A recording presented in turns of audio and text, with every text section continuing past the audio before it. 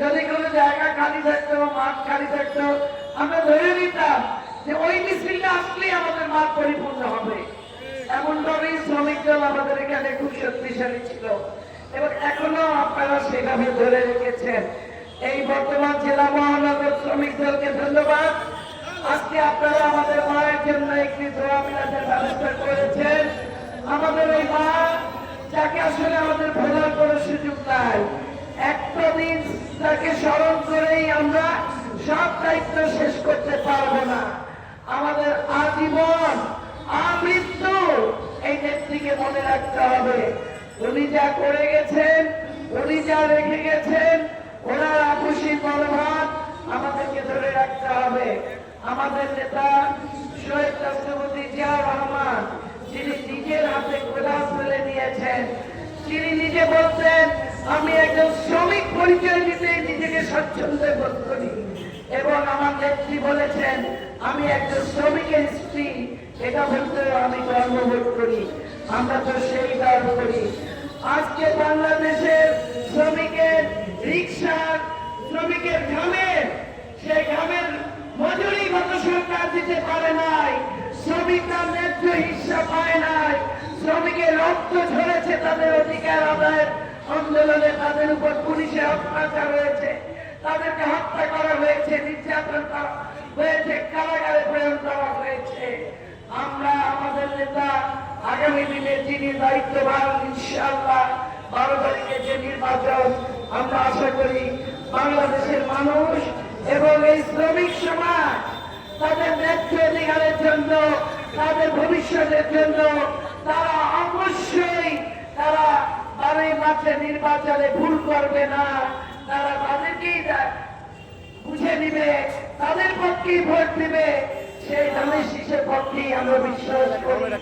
আপনাদের এই এলাকায় যিনি প্রার্থী, তিনি আপনাদের লোক, যার শ্রম ঘাম দিয়ে আপনাদের এই শ্রমিক দলকে শক্তিশালী করেছে, সেই প্রতিনিধিকে জয়লাভ করানো আপনাদের সকলের ইমানি দায়িত্ব, এবং সকলে যার যার অবস্থান থেকে তাকে বিপুল ভোটে জয়লাভ করানো বাংলাদেশের প্রতিটি আসলে আপনাদের দেখিয়ে দেওয়া উচিত।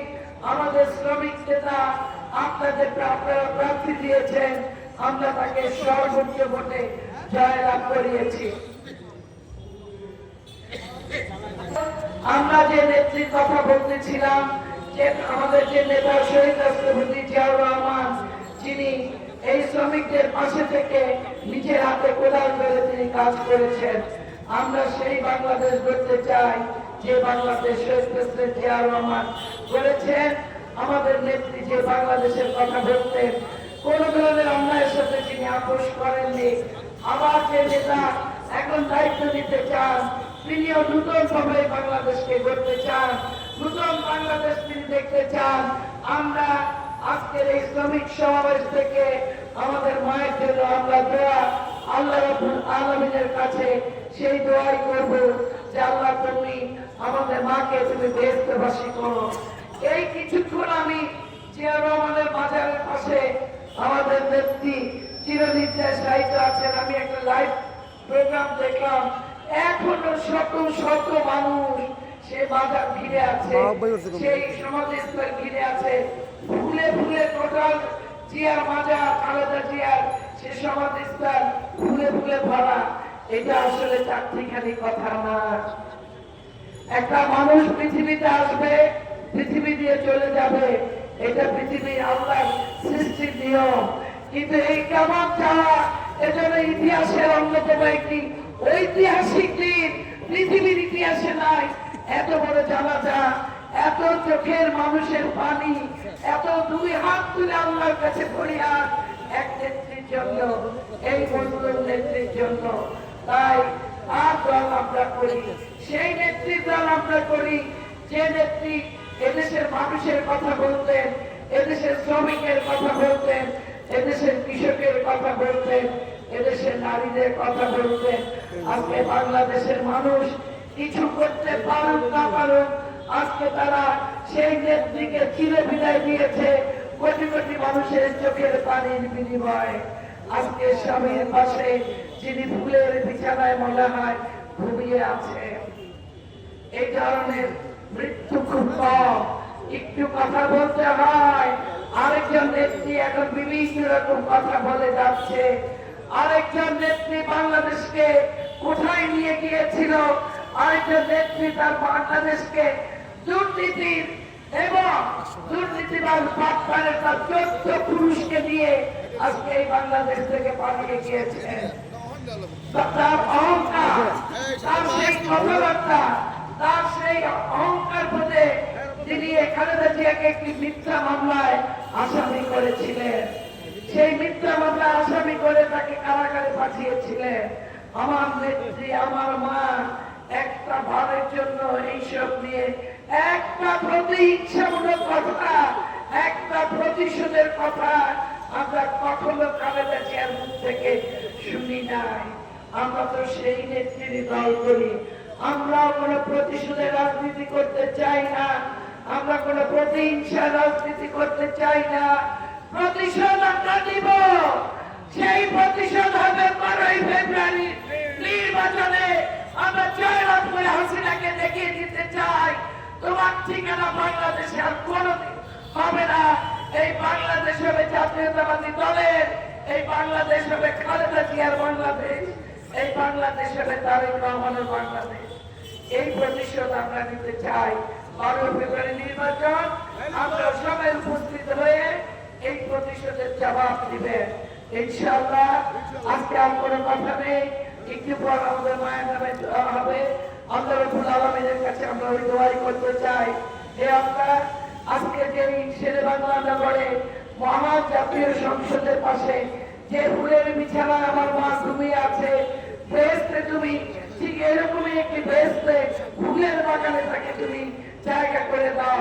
আজকে এই শ্রমিক ভাইয়েরা কেন উপস্থিত হয়েছেন, আমরা দুই হাত তুলে আপনাদের এই মোনাজাত, আপনাদের এই চাওয়া নিশ্চয়ই আল্লাহ রাব্বুল আলামিন কবুল করবে।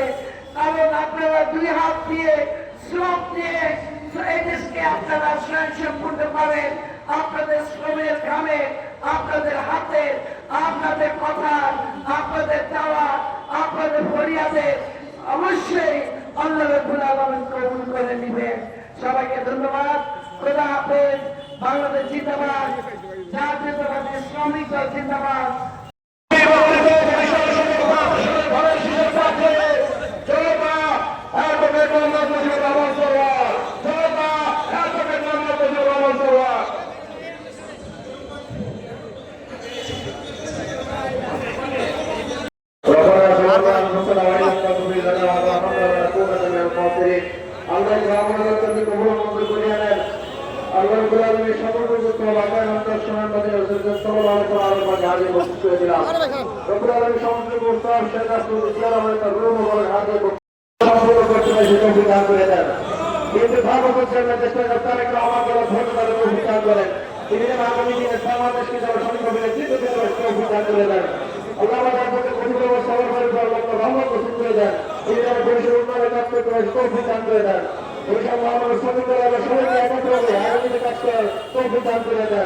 سبحان ربك رب العزة عما يصفون وسلام على المرسلين والحمد لله رب العالمين.